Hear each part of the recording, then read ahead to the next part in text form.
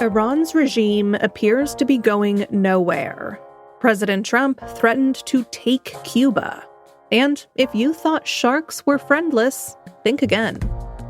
That's some of what we'll get to on The 7 from The Washington Post. I'm Hannah Jewell. It's Tuesday, March 17th.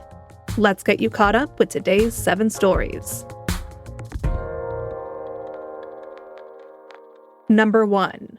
According to U.S. intelligence, Iran's regime will likely remain in power for now.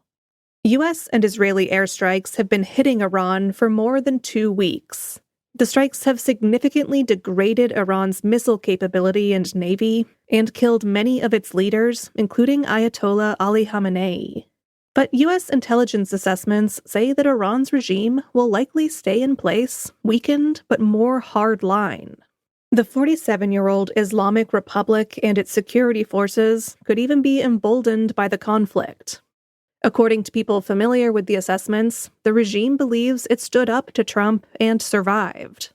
Meanwhile, U.S. allies in the Gulf say they are furious with the Trump administration and alarmed at being the targets of retaliatory barrages of Iranian missiles and drones. Trump yesterday expressed surprise at the breadth of Iran's retaliation.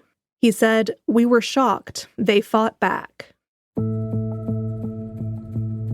President Trump told reporters he will have the honor of taking Cuba. That's number 2. Since capturing Venezuelan leader Nicolas Maduro in January, Trump has hinted repeatedly that Cuba would be next. He has been piling pressure on the Caribbean nation with an oil blockade. Yesterday, Cuba's energy grid collapsed. Trump was asked yesterday what his plans were for Cuba. He threatened again to topple its communist government. All my life I've been hearing about the United States and Cuba. When will the United States do it? I do believe I'll be having the honor of taking Cuba. That'd be good. That's a big honor. Taking Cuba. Taking Cuba in some form, yeah. Taking Cuba. I mean, whether I free it, take it, I think I could do anything I want with it. You want to know the truth? They're a very weakened nation right now. They were for a long time. When asked for clarity about what the president meant, a White House official said Trump would prefer to make a deal. Number 3. Critics say Trump's appointees are not qualified to vote on his White House ballroom. A federal planning commission will control the fate of Trump's White House ballroom project. The law governing the panel requires commissioners to have experience. Appointees have traditionally worked in areas such as planning, architecture, or historic preservation. But Trump's 3 appointees to the commission lack that required expertise. That's according to watchdog groups, several former members of the commission, and congressional Democrats. Yesterday, Trump's other hand-picked board at the Kennedy Center approved his plan to close the performing arts venue for 2 years for renovations. Speaking ahead of the vote, Trump, along with Speaker of the House Mike Johnson, revealed health information to reporters about retiring Representative Neil Dunn, a Florida Republican. Here's that moment. And if others got this diagnosis, they would be apt to go home and retire. And what was the diagnosis? It was, I think it was a terminal diagnosis. He would be dead by June. Okay, that wasn't public, but yeah, okay. That's it was grim. That's what I was going to say. A spokesperson for Dunn did not respond to a request for comment yesterday.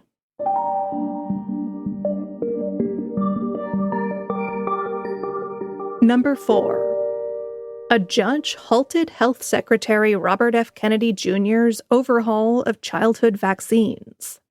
In January, the federal government cut the number of shots routinely recommended to children, including for flu, hepatitis A, and meningococcal disease. Last year, Kennedy also dismissed all 17 members of the vaccine advisory panel to the CDC and replaced them with hand-picked members.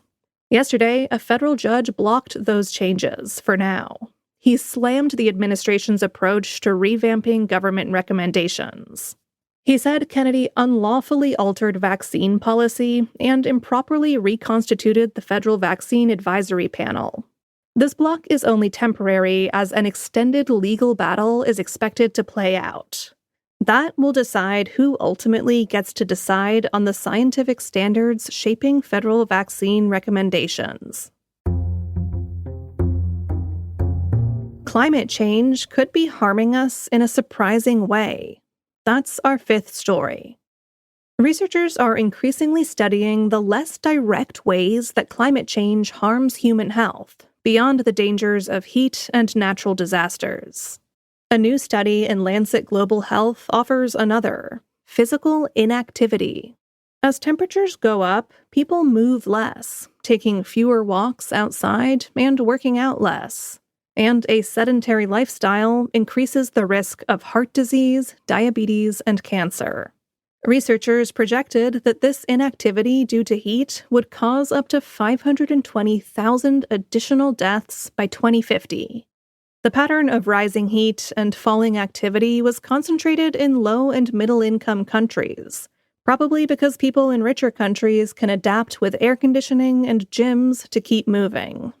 These projections are not certain, but provide a warning for how shifts in human behavior as the planet warms could cost additional lives. Number 6. We asked weight training experts for their best tips to help anyone who wants to get stronger. Strength training is having a moment. That's good news because weight training is good for men and women, young and old. Recent research has equated it with boosts in longevity and mood. So the Post asked 5 experts for their advice on getting started. They gave us lots of tips. One suggested that it's worth starting out by lifting nothing, or using the lowest possible setting on a machine. That means you can focus on getting the movements right and helps ensure that your efforts are safe and effective.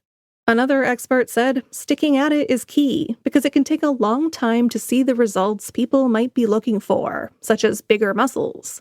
Strength increases first, and you might notice that it gets easier to lift things like suitcases. For more advice, check out today's newsletter. Follow the link to that in our show notes. And at number 7, it turns out that sharks have friends. Sharks were once viewed as solitary creatures, not to mention kind of mean ones. But a new study fights back against that loner reputation and reveals that some species actually have relatively rich social lives. Researchers observed 184 bull sharks in Fiji over 6 years by swimming with them day after day, which sounds like kind of a terrifying job. But getting up close with the creatures allowed them to observe how shark buddies hang. They found that both sexes of sharks preferred to socialize with females, but that males had more social connections. And shark friends like to stay close together, enjoy some parallel swimming, and more fun activities. They also tend to avoid the sharks they don't like. Sharks, they really are just like us.